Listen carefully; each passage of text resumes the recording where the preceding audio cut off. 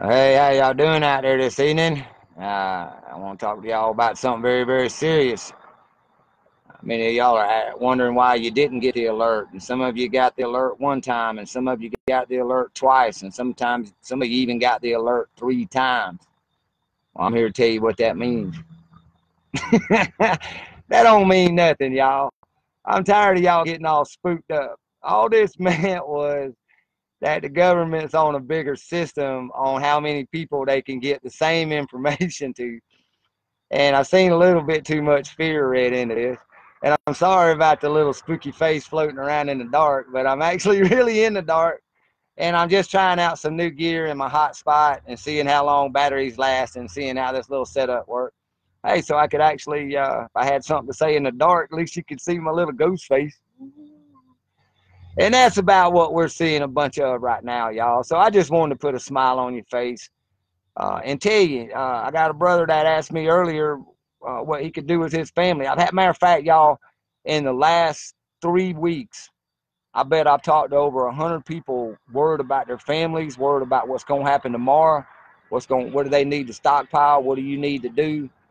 Well, I'm going to tell you what you need to do. It's what I've been telling you need to do all along, is look at your brother next door, get to know him, meet and greet him again. Start talking to people for friendly reasons. Start talking to people about your concerns about what's going on in the world. What can y'all do together since you're neighbors or since you live across the street from each other because you work together, you drive by somebody's house, just because you know them from high school, from kid, we know each other.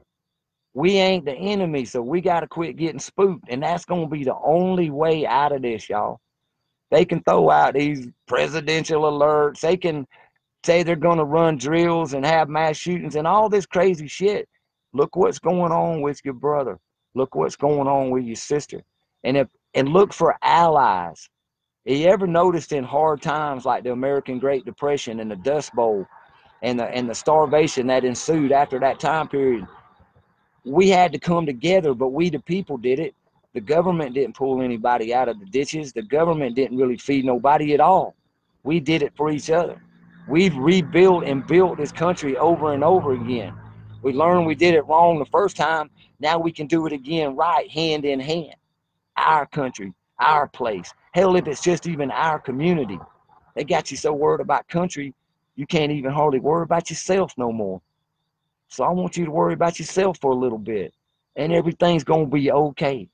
You live each minute like it's the best minute of your life. You look at your brother like that's the best person you could be around that day. You look at this planet like it's the best one in the entire universe to live on. And you won't have nothing to fear because the baseline of all our fears, is the fear of death. And you're going to die anyway. And they got you so scared of fear and death that you can't live. And I don't want to see you live like that because that ain't living. That's existing. And that's surviving. You're not a survivor. You want to live. You want to be happy. And guess what? It's actually without all the gadgets and the gizmos. So if there is a collapse, big deal. But what can you do? It's going to be people helping people.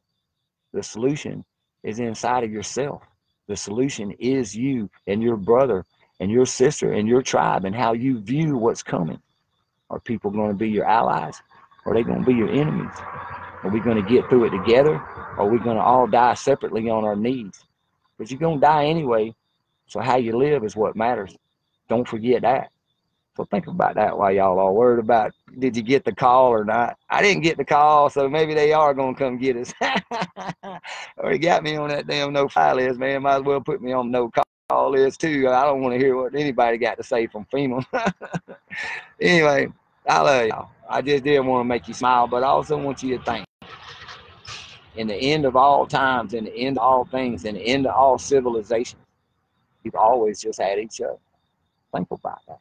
We got each other now. So peace. I love you, and I'm glad I'm in this boat with you, by the way.